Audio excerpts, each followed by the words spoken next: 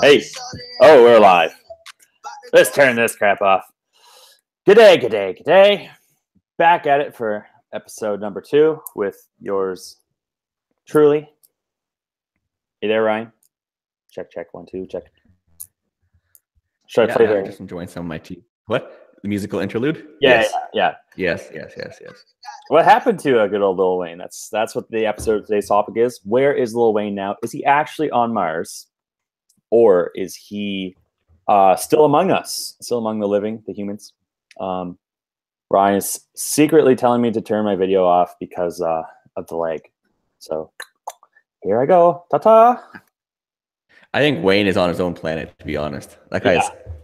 Yeah, he is. He's such a pimp, though.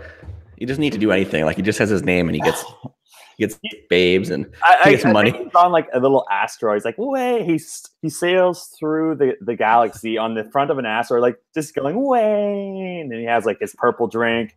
And there's a bunch of like, like a bunch of hosts, space hosts, though, So they're they have gills so they can breathe in the darkness of space, the vacuum of space. Like, people always say Kanye is high on himself, but they keep forgetting about Lil Wayne over there.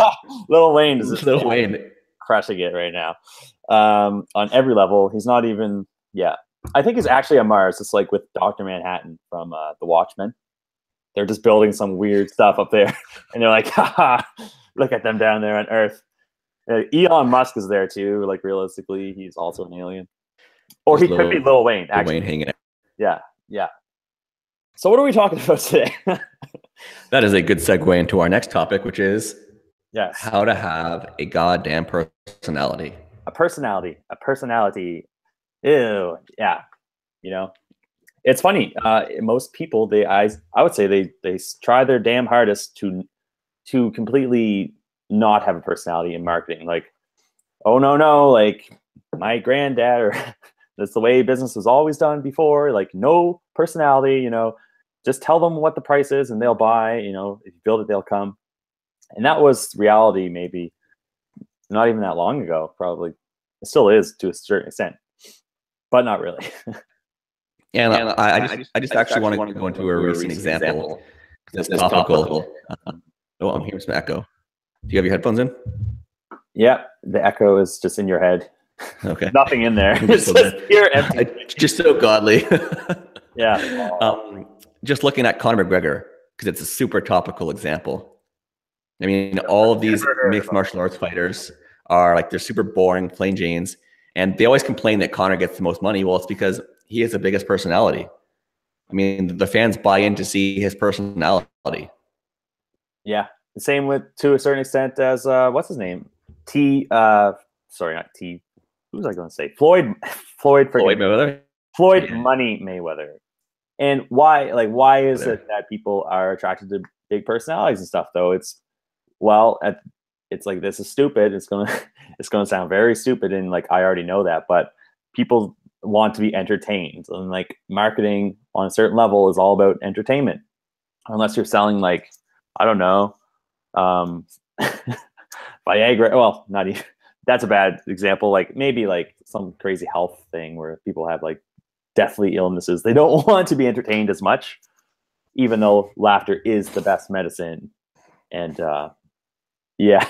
Or if you're buying like caskets. Yeah. Yeah. It's like, haha, so your uncle died. A pimp and a cane. Yeah. Are you knocking on death's doorstep? No. We're not designing any funeral home marketing campaigns during this episode, Ryan. Stay on track.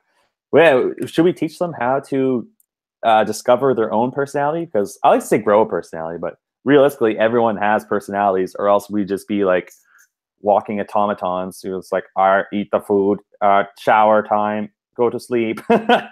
That's only and I mean, Finland. Yeah, it's only Finland. I mean, it's like a paradox, because people always say, like, I'm introverted, for example, this is how I am. Yeah. But by saying that, you're kind of enforcing your beliefs, right? So yeah, like, I don't want to say grow a personality, but maybe it's like unlock your hidden personality, or what's always been there, but you've been too afraid to let go, basically, or too afraid to showcase. Right. No, that's just it too. And there's like two ways you can look at it. One, you can change your personality, or you can try to. It's possible, but it's hard. It's a lot of effort. Or you can just amplify like your own quirks, your own values, your own sense of humor and jokes, and just put it out there. Because I mean, there's so many people out there that are going to connect it with it on some level or another. Like, I could do the rest of this podcast voice in my like Cartman voice, or my South Park voice, and it would probably get better reviews than if I just used my regular own sexy normal Anchorman voice. Just use your Lil Wayne voice for the rest of the podcast. Lil Wayne / Cartman. I don't even know how to do that. Do you guys have Lil Wayne? I can't do it. Wheezy.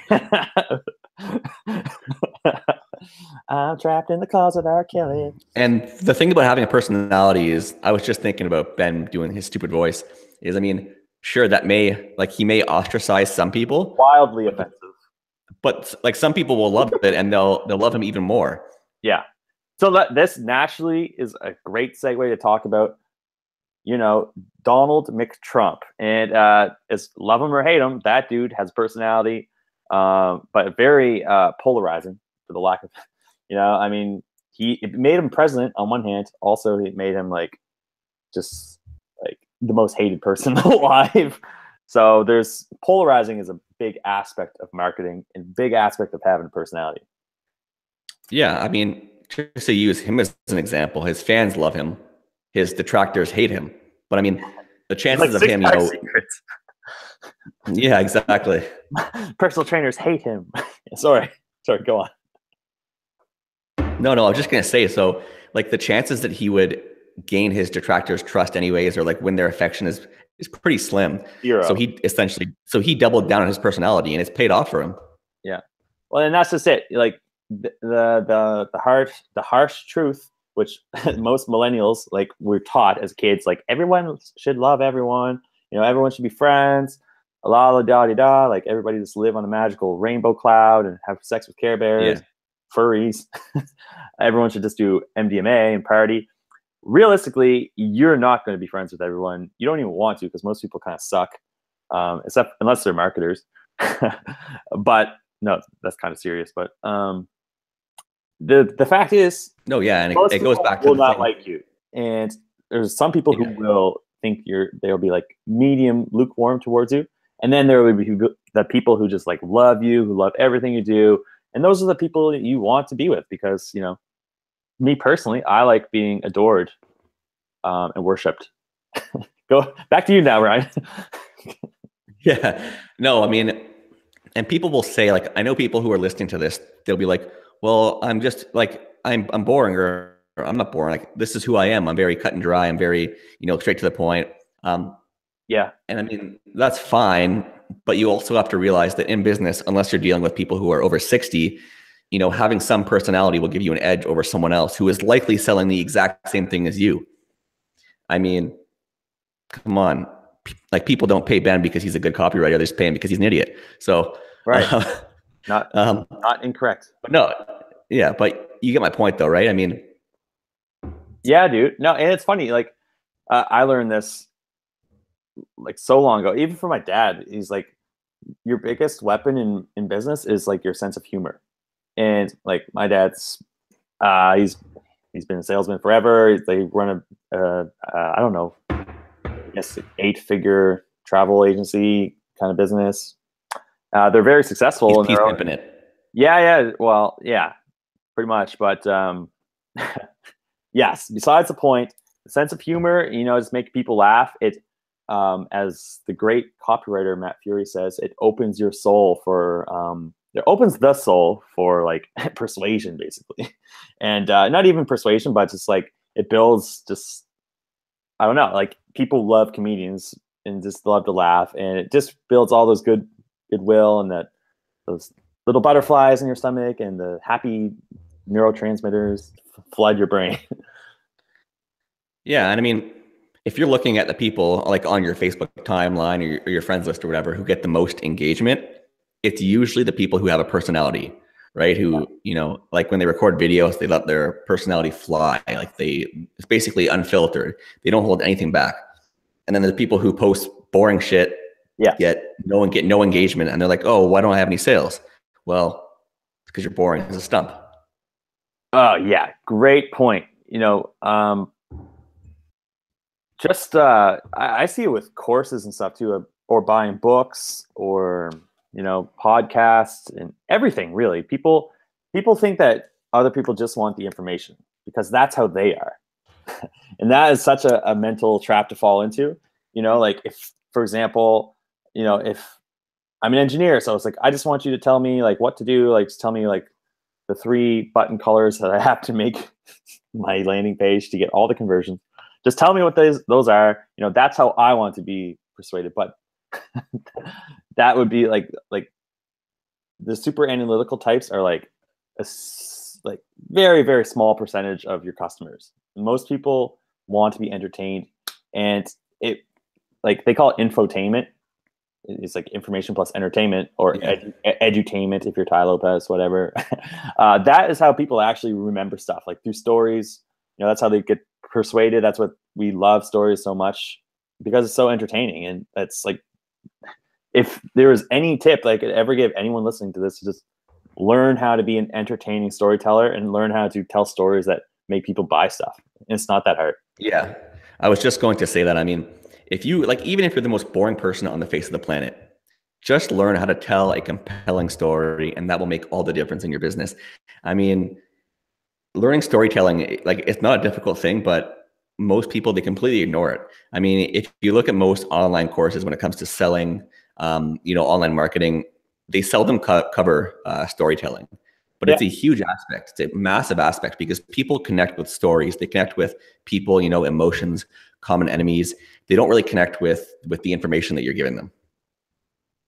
Exactly. Yeah. Well, emotions, I mean, stories, they blend. Like, okay, so you have pure emotion, for example. It's like, I don't even know.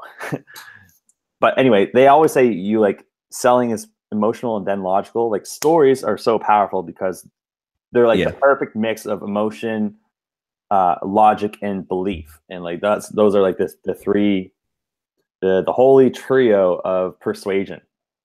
And also, I mean, like, yeah, like I've heard when Top Gun came out, as like a side effect, without any promotion, like direct promotion, that movie, Ray-Ban sales exploded, and like the Air Force recruitment just went through the roof, like back in the 80s. Also, probably because they had like subliminal messages like join the Navy, or maybe that was The Simpsons. I think it was girls making their boyfriends buy Ray-Ban so they can look like Tom Cruise. Yeah. Or just dudes are like, yeah, I want to do that. I mean, it probably still happens today, but just... I want to play volleyball with my shirt off, wearing Ray-Bans. I want to be covered in grease. I want to be a transformer with Megan Fox. How come I can't transform? This is bullshit. This is bullshit. I want my money back. I'm going to be Black Panther, but I'm not black. Racist. Racist. I wanted to be Black Panther, but then one day this magical thing happened that changed my life.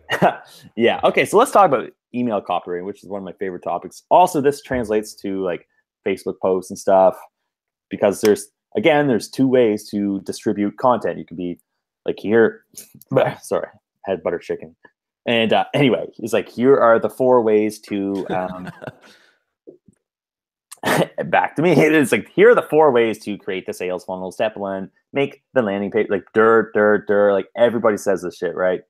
Like, that is one way to create a Facebook post or write an email or something. But then there's like I don't know, you could just tell the funny story of, doesn't even have to be funny really, or like the story of how your business sucks and you are like dying, basically broke, eating ramen noodles. And then you're like, oh, wow, there's this thing called sales funnels. And they make customers come to you instead of you having to chase them down. Like, say if you're a salesman, all you do is cold call or door knock, like I used to do. Like, damn, I can just do this? Like, what? And best of all, you don't need any prior technical knowledge. Yeah. I mean, but funny enough, that is how I became a copywriter, because I was like reading every book I could find to try to get better at door-to-door sales.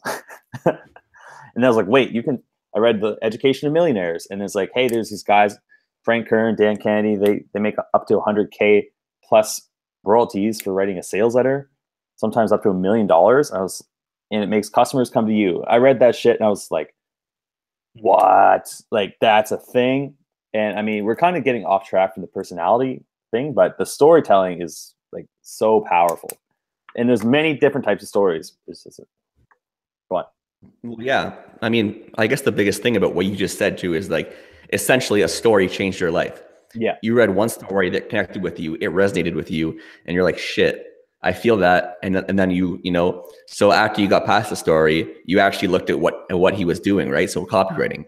And then you're like, shit, I need to do this. Exactly. And I was like, wait, like this, I didn't even know it was a thing. So in copywriting lingo, they say like my level of awareness was like completely unaware of what copywriting even was.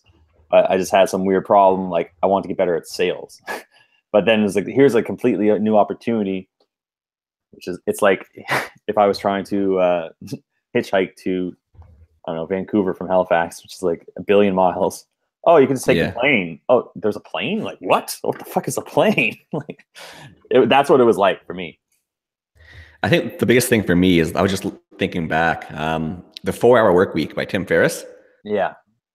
And this was back when I was working like a 9-to-5 kind of job and I hated it. And I read that book. I saw an ad for it that was basically like, I hated working at my job. I wasn't getting any recognition. I wanted to travel, etc. I was like, shit, yeah, that's me. That's me. And then I instantly connected with it. And then like 2 years later, I'm traveling the world. Like, it's just crazy how one story that could connect with someone anywhere in the world can change their life. Yeah, dude. And especially since he was going to call it the 2-hour work week, but then he's like, wait, that's nobody will believe you can only work 2 hours. It's all about the 4 hours. I think it was his editors or like the production team that was like, wait a second. Yeah. You can't call it the 2-hour work week. That's unrealistic. Let's call it the 4. Yeah. Funny. Pretty funny by itself. But like, where do you want to bring this podcast? To keep going with tips on how to become personal? Like I guess the biggest thing is like people are probably like, okay, I know I need a personality. I'm kind of dull. So how do I get to have this winning personality that Ryan has? Or how do I get to be funny like Ben? Yeah, well, step 1, watch a lot of like stupid cartoons throughout your entire life and don't stop until you hit 30 and keep going, like South Park. Yeah, I don't know. It's like you can't teach somebody. I mean, I guess you can teach somebody how to be funny, but it's not about being funny. It's about just being 100% you and expressing your own stuff, right? Yeah. So if you are that hyper logical character, so you're an accountant and you're like, I love accounting, numbers are my shit. You know, like I would say that kind of tongue in cheek, but you could be like that, you know, because other accountants would be like, I love accounting, dude, numbers are my shit. Like did we just become best friends? Oh yeah. And boom, high five, you know, because it's like accountants are a perfect example because nobody cares what they do. They come home from work. Like they're like, hey, the wife's like, hey, how was your day? Like, oh yeah, pretty good. Has some Excel sheets going on. They're like, okay, shut up, Jim. You know? And she's just like, okay, until they get to the accountant seminar. And it was like, and then they filed like the T4s. And they're just like laughing their fucking heads off. Yeah. I mean, so the main thing is don't filter yourself. Too much filtering. Yeah. And you know what? I was just thinking, I was trying to think of like what industries have really boring people and that like it really doesn't matter. And I just like started thinking about doctors. They are the most boring people on the face of the planet, but they don't need to have stories because, you know, people come to them. But most niches aren't like that, right? So, I mean, well, even that is, you know, here in Canada, like it's obviously different, but in the States, there's so much more competition for doctors. So even they, you know, they need a personality at some level, because the dentist is another good example. Because what really stops me from going from one dentist to another, you know, nothing really. It's just like convenient. Which one's closer, or which one, I don't know, gives better toothbrushes. Like, but if a dentist was like, hey, we have like, I don't know, I can't.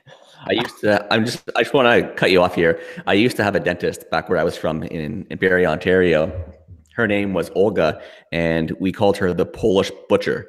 Oh God. Because when we went to see her, she was horrifying. She spoke with this thick Eastern European accent, and she used to, you know, just chop my teeth out. And then we switched dentists, but it was like a small little Asian guy, but he was hilarious. And I mean, like the pricing was the same, but you know, this Asian guy was funny. He was, you know, he was affable, whereas the Polish butcher was just a beast from the east. So time to alienate all the Polish people. By the way, they're gone. Yeah. Ever sorry, Poland. Well, they're probably drunk anyway, so they probably won't be watching this. Oh God. Well, is there like a big Polish community who's going to like incite, like send angry messages to Trudeau about this podcast potentially? Probably. Oh well. Anyway, another day, another dollar. Yes. Send this podcast. We had a point there. Your Polish friends. Yeah. Okay. So did you keep going back to the Polish one, or did you go to the affable Asian man? I switched. And I mean, yeah. If I was going to write, you know, yeah. No, you go ahead. Dude, I actually have a just as good as an example for haircuts, like barbershops here in Halifax. Yeah. There's this place called Fat's Haircutter, and the guy who owns it, name's Fat.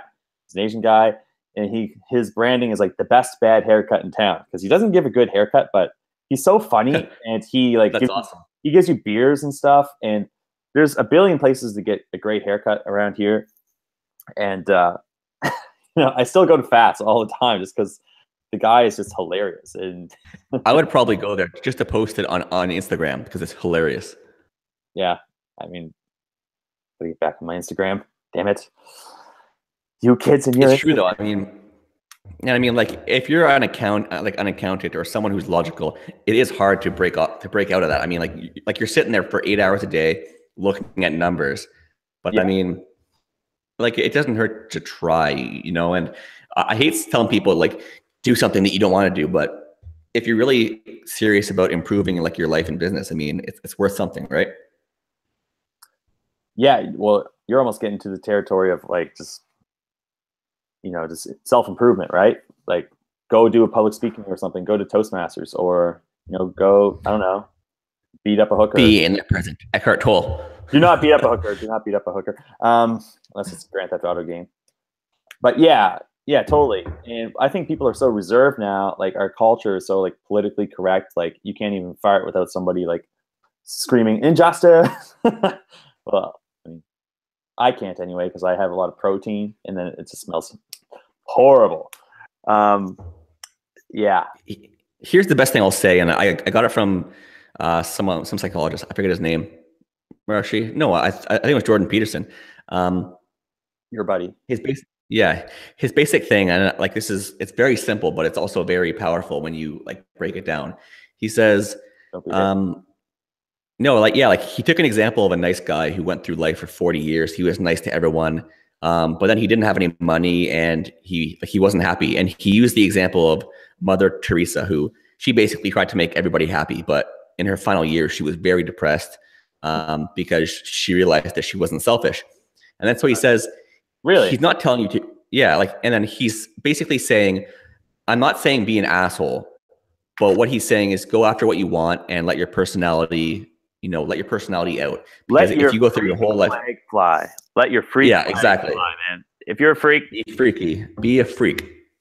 Let that shit fly, because there's other freaks just like you, and they want friends too, and you guys can start your own little club, Exactly. I mean, and it is true. I mean, like, Ben's just going off on his own tangent. It's not like another KKK thing. We don't need any more like that shit. But if you're just a normal freak, go let that shit fly and let the chips land where they may. Anyway, whatever you do, don't say that you know us. We did not recommend that. Yeah. Yeah. Sorry. Yeah. So he basically says that, and it is true. Like the nice guy doesn't get much. Right. So no, be who you are, and don't be afraid to ostracize some people. Yeah, to an extent. I mean, I'm all for like setting up personal boundaries and standards, because I've been doing not cold email, but copywriting for a while now, and I still get random friends who are like, "Hey Ben, will you like read my book," or like more like proofread, or just like look at the copy on the sales page, or this email, like, yeah, let me just take out my time. And to a certain extent, I would like I don't mind it, kind of, but I get so many requests now that at the same time, it's like, dude, like I don't have fucking time. Like I get paid for this shit. You realize that? It's like going to the doctor and being like, hey, can you do like a surgery on me for free? Here in Canada, they'd be like, well, yeah, because it's Canada, but in the States, it's a better example. Yeah. Anyway, back to personalities. So no, but that is a good part of personality, because I had the same thing. People message me and they're like, hey, can you take a look at my email? Can you take a look at my ads and tell me where I can improve? And I mean, part of me wants to say, yeah, sure, man, I'll give you a hand. But I mean, like it does take my time. And if I help one person, next thing you know, I'm up in 20 people. Yeah. I mean, you gotta value your time. And I mean, this is a whole different topic, but you said don't be quick to ostracize people. And I think the thing is, if you're talking about personality and marketing business, I guess you're not really going to see like Coca-Cola, for example, saying like some of the shit that we're saying, obviously, because they're a massive brand. But yeah, but they're an established brand that's been since like the dawn of time. Not really, but you know what I mean. Yeah, I mean, even like the big brands though could use a bit of personality, I think. But I had a point. Like most people are like, focus on your personal brand. And people who focus on their personal brand without making sales are kind of dumb. But at the same time, your personal brand helps you make sales as you grow it and you start doing more content and stuff. It's weird. It's like a weird kind of fine line you got to focus on. Well, like I'm just thinking like an awesome example of like a brand that, that showed personality was, I don't know if you remember those commercials from Geico. It's so easy a caveman can do it. Those were awesome. And you like it showed some fun, right? Like they were having some fun with that. Yeah. Plus also Geico just has like incredible marketing. That's not those commercials. Like they have like the highest close rates in the industry or some shit. Like I can't even remember. Their sales teams are just like on point. Yeah. Also, they're hilarious. Like I got exactly good news and bad news. Like the good news, well, I'll start with the bad news. I got cancer of the dick. It's gonna fall off. And well, the good news is I saved 15% of my car insurance by switching to Geico. Yeah. It's such an ingenious marketing campaign. Yeah. Yeah, that's pretty hilarious. I can see the doctor. I can see that doctor conversation now. Like, well, it looks like you have stage 4 stomach cancer. Sorry. Like, oh God. Wait. I do have good news. Oh, what? Is there a cure? No, but I did save 15% of my car insurance. Just dark humor. Just get a bit too dark, maybe. Not that dark. No. Anyways. Yeah. But no, it's true. I mean, like, who was I thinking of? Oh yeah, the auto industry. They have the worst commercials on the face of the planet. Yeah. I haven't seen one that's been different in like, I don't know, since I've been born, basically. And I mean, I'm sure they work, but there's no personality in those. They're just rehashing the same template. They have like a. What about not Sean Connery? Fuck, what's his name? Matthew McConaughey. Yeah. He's always like picking a booger or something. He's like, oh yeah, Lincolns are this. Just ride my Lincoln. Ride my Lincoln. The funny thing is, you see the Jim Carrey one of that? The Jim Carrey. No, that was fucking hilarious. People are going to basically doing like, dude, and they're gonna be like, they're not teaching me anything. That's hey, give us more content. Hey, we are telling stories. We are telling stories. What are we doing? Are we like giving dry information, or are we just like clowning? And hopefully, people still like this. We're doing both. Yeah, we're doing both. I mean, basically, like we're saying have a personality, and we're having a personality. That's basically what we're doing. I mean, it's very meta. We're it's very meta. Personality with course about personality. Yes. But no, so like every single car commercial is like a good looking couple by a mountain with like an open road. I mean, I don't know. I just think it couldn't hurt. Whoa! Now I'm driving over here on this other side, twisty. Yeah. Some ridiculously good looking couple that no one can connect with just driving a car. Yeah, I mean, I wouldn't even want to like open that can of worms to try to make better commercials. Yes, I'm sure I could, but like, what would you do, Mr. Ryan, if you were the Ford's new director of commercial making? Well, I would tell you, but unless Ford Yeah, wants to hire me. that's true. Yeah, that's true. You can't give away all your secrets, and if you're good at something, never do it for free. Listen forward. We're open for negotiations. Just send us a You big can send us an email at makemoney@theadvertisingalchemist.com. .biz 2000. No. So just send us a giant briefcase full of money, and we'll get right to work on your new advertising campaign. It'll be awesome. There will be gratuitous nudity. It'll basically be a beer commercial, but you know what? On that note, I'm just going to drop that subject completely. Ever since I was a kid, my actual dream was to write beer commercials. And I just remember this now, like way before even I wanted to become a German porn star at the age of grade 3, I wanted to be the guy who wrote up new beer commercials, because it's always just seems like such a glorious, Amazing path. job. Yeah. It's like, well, what should we write? It's like, what will today's beer commercial be about? Well, I have an idea. It's like everyone leans in to hear your idea. Okay, so follow me. There's a bunch of babes. Okay, yeah. And there's beer. Oh, this is good. This is going to be good. Okay, what else? Well, I have an idea for this guy. He has like an octopus on his face. Oh my God, yeah. Yes. And then there's like some kind of like lightsaber battle, and then there's more babes. Okay, yeah, this is golden. Yeah. And at the end, we just throw on like whatever the beer brand, like Coors. And then it's like the next scene is me. Everything links together. The Golden Globes of advertising, just like, and I wanted to, it's like for beer commercials. This guy, and you're wearing your Space Cat shirt. I can see it, like you're wearing your Space Cat shirt up on this prestigious stage. Yes. Who is like the best like James Cameron, but that's me of like writing beer commercials now. It's like, oh, by the way, once again, beer commercial. Any beer companies out there listening to this, I am all ears to work with you to become your new director of commercial making. I think we could do some great things together. And also kombucha. I like kombucha too. Anywho, that 5-minute tangent was brought to you by just a lifetime of regret. But yeah, I mean, like this topic, I guess you can't go too deep into it without getting like super, way out there. Like how to have a personality. Well, you must do this. You must do that. Well, I guess the biggest thing is, I mean, sorry, you go ahead. No, go. I actually have a few concrete tips, but just what were you going to say? Yeah, so I was just going to say what I said before, like, don't be afraid to ostracize if that means like you're staying true to yourself. See, now that's a big word for me. Like, I mean, what's ostracize? What? Okay, well, don't be afraid to, be mean. Like that is like my favorite. That's like my favorite word. Yeah, like offend people, right?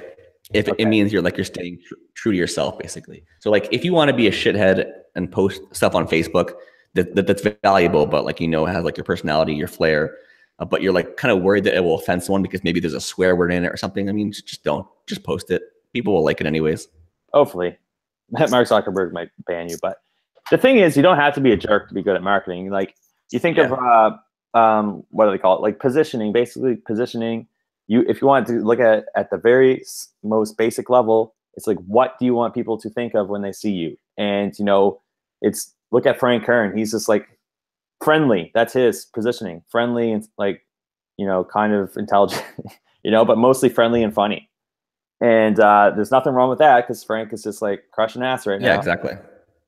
So you don't have to be an a-hole to get attention. If you're a naturally nice person, don't change yourself. That's the biggest thing. Don't change yourself for other people unless.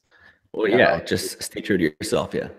But then it's always a paradox because if you're just like a total creep, maybe change yourself.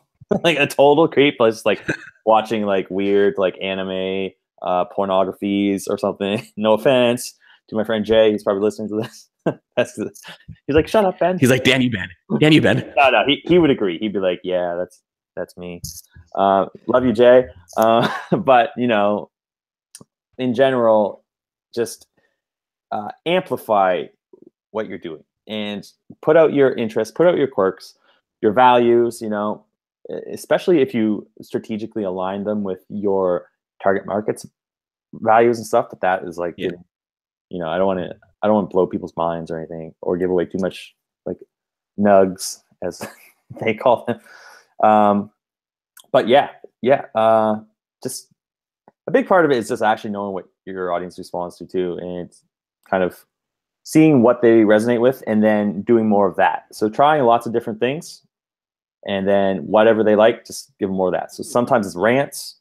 You know, a lot of people love rants these days. A lot of rant. There's a lot to rant about, which is always good. You know, a lot of people love, like you love political stuff. Like, yeah. Who's your favorite political people to follow on social media? Yeah, so like it's the same for me. I won't say them because but why not? Yeah, some people probably won't know them, but if you do listen to this and you do want to know them, post below, and I will definitely tell you. But yeah, I do know what you mean, and I just want to go off on a tangent right now because it kind of links back to your post, what your audience wants, basically. Yeah. So I used to hate cold calling, for example. And when I saw someone write on Facebook, why you should never cold call again, or why cold calling is dead, I love that. I was like, oh yeah, for sure. And I often liked the post or liked the video before watching it because I resonated so much with that message. Oh yeah, totally. I mean, makes a ton of sense. Like I would say the same thing about like door-to-door sales, when at the same time it's like people who are actually doing the sales are just like, well, I'm still making money, so screw you. So there's like that side of it. But yeah, I mean, that's a huge part of personality. I actually wrote a book on this shit called Unique Selling Personality, which is free on my website somewhere. But shameless product promotion. Yeah. It's a quick commercial break. Actually, I don't even I don't think I even do anything with that. I might have a shitty funnel. But this commercial is brought to you by benburnmedia.com. .com. I was going somewhere with that, but my own commercial plug ruined my flow of thought. No. I see a helicopter flying around outside too, and now I'm just getting distracted. I also just want to drop an interesting fact of the day. We're going to start doing that in every podcast. Okay. Interesting fact of the day that I discovered a few days ago. So, and this is a fantastic story. So I was researching something that I won't name, and I ended up stumbling upon why Greek sculptures back in like 400 BC had small penises. God. And no, I was not Googling penis enlargement supplements, okay? Erectile dysfunction. Shut up, Ben. In any case, I found out that the Greek sculptures had those small penises because back in the day, what was seen as the ideal man was someone who had a gleaming chest, bright skin, broad shoulders, a tiny tongue, strong buttocks, and a little prick. So back in 400 BC, the ideal man had a tiny wang. So wow. This is proof also that, I am the ideal. Look at me. I am a golden god. I knew it all along. I have a gleaming chest. So what people desired has changed over the years. I mean, back in the day, for some reason, I think, what I think it was? I think it was all these men had tiny penises. So they started saying, women, you must like tiny penises. It means power. Yeah. Yeah. So they were just marketers of their age. But yeah, so that is the interesting fact of the day. You have learned something new, at least on this podcast. Genius. I'm sure you had a point with that, though, like something about times have changed or something, or... Yeah, exactly. That's basically what it was that times have changed. What people want changes over the years. And yeah, that's basically it. Marketing has to change. Well, how does marketing evolve over time? If you look historically, it was like industrial era. It's just like, buy this advertising is like, buy my shit, basically, and people would buy it because like, oh, I guess I'll just buy the shit. And now we're in the the post-industrial era. I don't even know what you would call. What would you even call today's, like, the social media era? I don't know, like the knowledge era. The knowledge society.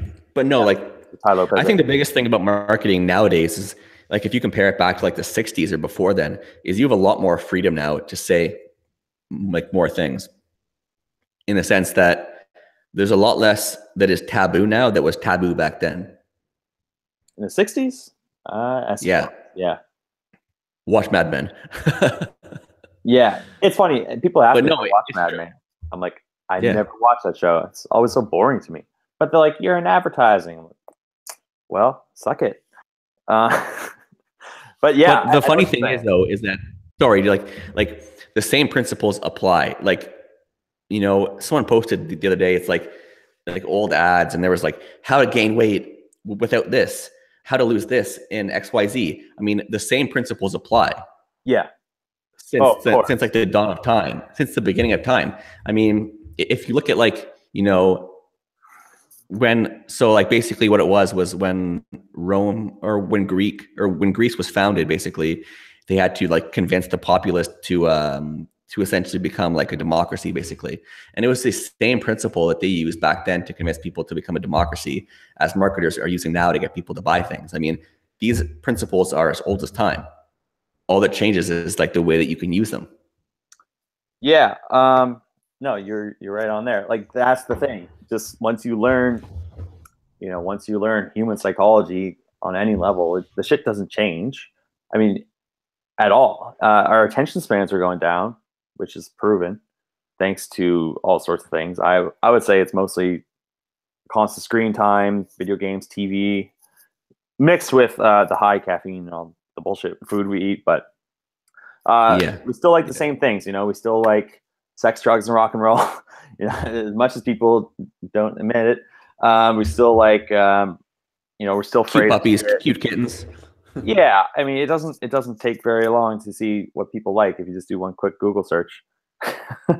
Not to go down that dark alley of the internet topic, but yeah, we got way off topic on this podcast for sure. No, not really. I mean, this isn't like a very structured podcast. In case anyone listening is just cluing in now, it's just two goofs having a talk about. Yeah, you know. But there have been a lot of golden nuggets in there that I'm sure people will be like, yeah, that makes sense, this and that. A few. Maybe we should leave them with like some kind of tactical thing that they can do. You know, if you have like an email list, maybe a Facebook page, something, what maybe to do to just get a few sales or leads or something. And relate it to personality. I'm asking. Yeah, I think. Yeah, no, I was just gonna say, I think the biggest thing, and this is a problem I had for a while too, is I was always nervous of telling personal stories on my Facebook page.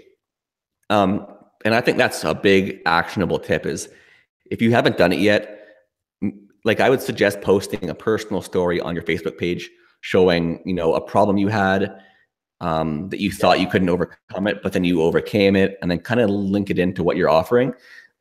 But make it, yeah, it's like, I guess that's my main thing is try to write a story and see if your audience responds to it. Well, it's not just even writing a story. It's about being like, just like an actual authentic human being, because everyone wants to put on these like personas that they're like, I am the ultimate businessman. I hustle 24/7. I'm immune. Like I am a robot, basically. Like, look at me. Look how awesome I am. But people really respond to it when you're just like real. Like as cliche. That's partially why. As cliche as that. No, yeah. It's like talk about like how lonely it is actually to be an entrepreneur. You know, like that's some real shit, because like nobody really understands what your life is like. They see you from the outside, and people you talk to about business, just like the accountants, they don't give a fuck. You know, it's like whatever. I'm just trying to like work at my 9 to 5. Don't talk to me about your business. If anything, they're like, I wish I was you, because it's so easy. You get to work whenever you want, but realistically, it's like, hey, I don't stop working in one way or another, because I'm always just like thinking about business and shit. You get the like the luxury of a weekend or like a night off, but well, yeah, like that's some real shit. And you know, if you're going through that, join the way of the modern marketer. Well, that's why I mentioned stories. Like, I'm not saying be disingenuous. I'm just saying, like, if you have an audience, so like, let's say like you're like us and you sell consulting, and your entire like let's say you're targeting consultants as well, and your whole list is consultants who you want to sell to, basically, but you also don't want to be a dick to. You want to be a real person. If you tell an honest story about how you struggled, how you overcame that once you found this. I mean, like again, I'm not saying be disingenuous or lie. But a story shows that you're a real person, and you know, if your audience connects with that, then they'll let you know. Yeah, I mean, people can always just tell when you're just bullshitting anyway. But you're right. Like, Yeah, even exactly. the powerful thing about stories is, you know, I would say 1 in 1,000 people actually understand what stories are. Even in marketing, like a lot of them, like some people, they're like, "Oh, that's just a marketing story," but you never know. Like, it's, I don't know. People who get good at storytelling, like I always say that the most valuable skill in the world is storytelling. It's not even marketing or copywriting. Like think of who like most influential people in the world, like historically, great storyteller, like amazing storytellers. You know, like the biggest, most entertaining, most fucking like widespread things, always stories, like The Hollywood. guy who I always think back to is Dale Jesus, Carnegie. Dale Carnegie, yeah, sure, of He course. was such a good storyteller. Yeah, I So don't even know. powerful. Yeah, You should listen to some of his talks like some of his talks have been broadcasted, and like just when he's speaking and when he's, you know, talking to an audience, it's so powerful. I imagine. Yeah, because like Warren Buffett, I remember reading his book, like the Snowball. It wasn't his autobiography, but The whatever. snowball, yeah. He's I like remember that one. Yeah, my best investment was a Dale Carnegie course. Now it's like a young man because it, you know, Warren Buffett. If you see him now speaking, he's like a funny dude, you know. But like he's just like he's Warren Buffett. He's like your granddad. If your granddad was like a total billionaire badass, it was just like an awesome guy. But it wasn't always like that. But he took a Dale Carnegie course and like he grew a personality, which is the good old topic of this podcast. Yeah, I'm gonna check out some Dale Carnegie. I mean, talks. yeah, and I was just actually thinking, I remember, or sorry, not I remember, I think a good way to get good at storytelling and just, you know, speaking in general, and I know this isn't really like, this is part of personality, but a big thing people have a problem with is speaking, right? And like, if you want to close sales talks or whatever, I think it was what you did, or maybe someone else who they filmed themselves for like 90 days talking into a camera, and they started pumping out that content on their Facebook page with like real stories, real struggles, real triumphs. That was me. And I think that's a good exercise to do for people. Yeah, And it's actually something that I want to start doing. Yeah. I did that for not just videos either. I did it for, I mean, I did for Facebook posts. I did for emails. I have like a shit ton of daily emails, and just writing every day. You know, like here's a common thing with in marketing, copywriting, especially. People just looking at each other and copying each other. So everybody starts sounding so Me Too-ish. It's so easy to stand out. And one of my favorite examples that I studied is George Carlin, the stand-up comic. He's dead now. R.I.P. George Carlin. But that guy he forced himself to come up with a new like HBO stand-up special every year, and that means like it is not most stand-up comics they spend like 15 years writing, you know, like one good one good not set but one good like routine or whatever. Yeah, a special. George Carlin, like he did it every year, brand new material. You know, he put in serious work. And it forces you to go to a deeper and deeper level every time you do that. So, for example, like when I started my daily email list, I was talking about basic stuff that everybody else talks about, really, like derp, like just like here's some tips for writing emails. But then like it's like that gets boring. And people like they don't really care. I mean, it's good information, but they start bonding with you once you start, you know, you start talking about your day-to-day life, you know, like certain things that happen to you, like even your relationships or something happened, like say you're walking your dog and then you got splashed with a puddle or something. Today sucks. Here's an offer to make it better. Here's a sale on my course. I don't know. Like that's like an email. It's so simple, but people really just respond to like that, again, that realness, like this, you know, they want, like people are all voyeurs. That's my personal opinion. They're more interested in other people's lives. That's why we watch TV, why we love movies and stuff. If you become like a celebrity to them, like you're everywhere, they start thinking like, oh, like, you know who's great at this? Fucking Ty Lopez, Grant Cardone, those guys, Gary Vee. Because like you watch them on Snapchat and it's like, oh man, like it's like I know this guy because I He's always showing me his life. And Yeah. it's like that whole aspect Yeah. of lifestyle marketing. It's so powerful. Yeah. Yeah. No, it is. I mean, Gary Vee is an actual, like, he's everywhere now. I mean, right. Because he has the infrastructure backing him up, which he built. Yeah, but even before that, like not when he was, big, but like he kind of exploded because he was just everywhere, pumping out content so fast. But something I want to talk about when it comes to like creating a personality is one of the ways to do that is to become, a more, like, I don't want to say confident person, but one of the ways to become like a more centered person is to, I know this is kind of like woo-woo, but try something that scares you, like every day, every week, whatever you can do, because people respond to people who are at the pinnacle, people who are confident, people who are self-assured. And most people, like, they're so scared to get out of their comfort zone. And I mean, just have to challenge people. I mean, like, if you do, I don't know if it's like every day or whatever, but if you do something that scares you every day, you'll become a so much better person. You'll be so much more confident, and I think you'll naturally be a better storyteller, a better, you will be a more interesting person. Yeah, for sure. You push your comfort zone. And I read that book, like The Way of the Superior Man, which we did not copy the title of this podcast, that book. But that's what I thought when we were creating it too. I was like, No. But in that book, David Data says, you should always be pushing the boundary of your fear, like every day. And that's that is like the way of the superior man. Basically, that's the only thing I even remember from that book. But like, that's what it's all about. Yeah. Every day you're just pushing yourself, and that's how you grow as a person. You don't have to become like an overnight sensation, but it's a slow process. But if you're just improving yourself, like 0.5% every day, like 0.25%, that shit adds up, and it adds up. Before long, people will see you and they'll be like, wow, that's, I knew Ryan 2 or 3 years ago, and he was just like this shy little boy. Not in your case, because you were actually still a badass back then. But that's what it's like, though, if you start doing this stuff, because people will see you and they'll be like, wait, you're like, we went to high school and you were this other guy, but now it's like you're a completely different person, and you literally are a different person. And it'll be so hard for them to understand who you are now.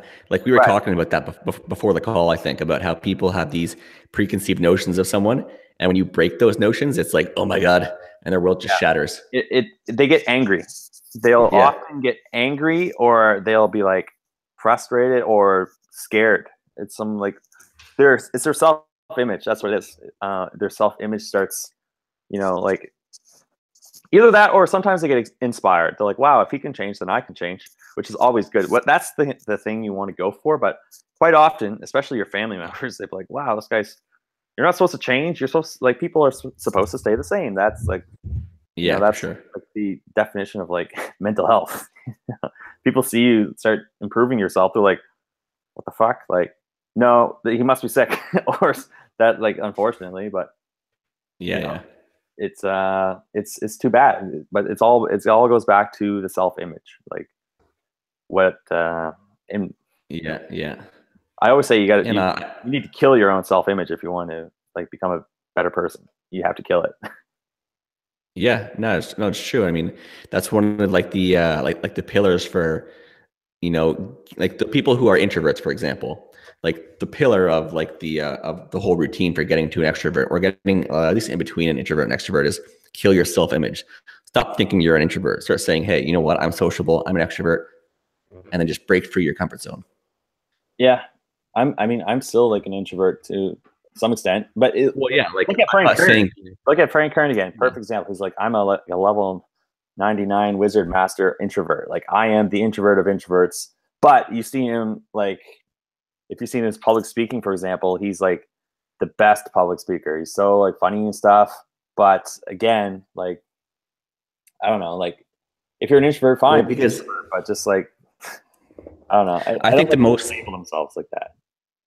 Yeah, and you know what? I think the most successful people, they succeed because they have the balance between being introverted and extroverted. Like, sure, they may be introverted, but they can, harness, I guess, the power of one's extroverted self, right? I mean, like, I am a fairly introverted as well, But whenever I do presentations, I mean, I'm outgoing, I'm affable, you know, I'm talking like with good tone.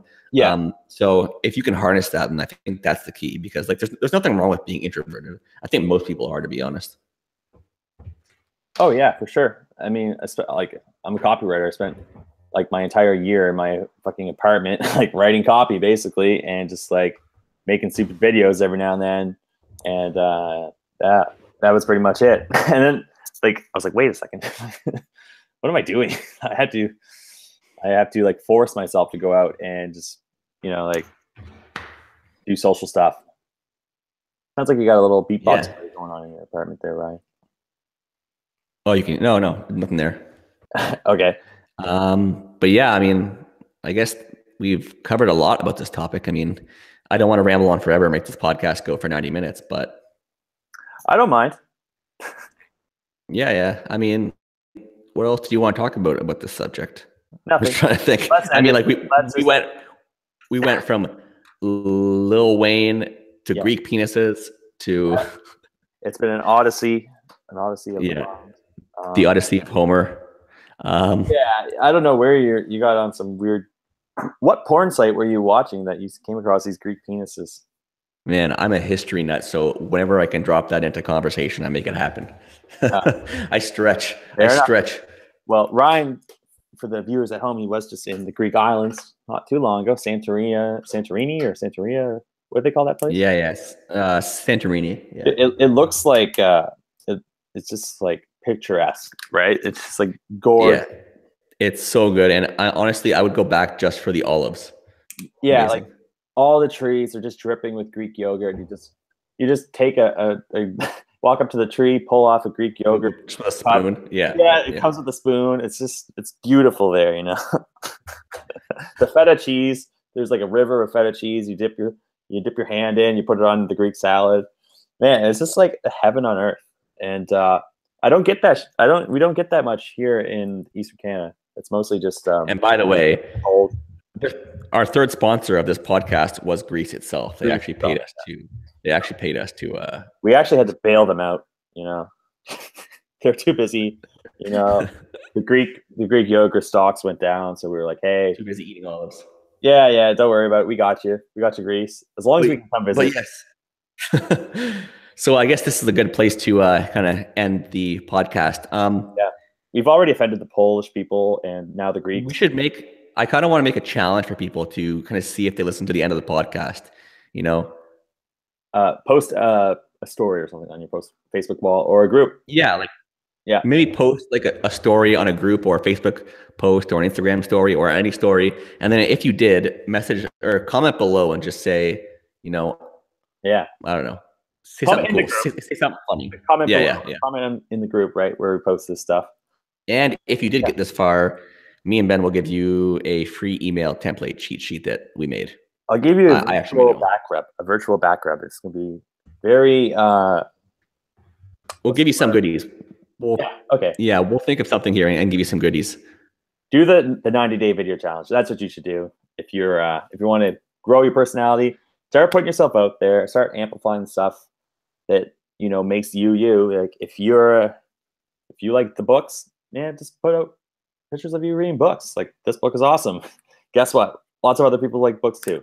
And also, if you're into the anime like Jay, you know, the weird creatures, you know, hey, more power to you. Let your freak flag fly. That's what we really should call this podcast. Well, it's full moon out, and hopefully get it a little crazy tonight. That's just an awful, weird way to end a podcast. Okay. I don't even know what to say there. I just hear Ben. I think Ben's making his own beat there, snapping while he's rhyming out these. It's weird. I don't even know what's going on. Yeah, so if you did watch this, you know, complete those challenges and right below, and then we'll give you some goodies. We have a bunch of like email PDFs that I wrote before. I can send them your way. And if not, you can find us on Facebook at The Way the Modern Marketer, or message us on Facebook. Ta-ta.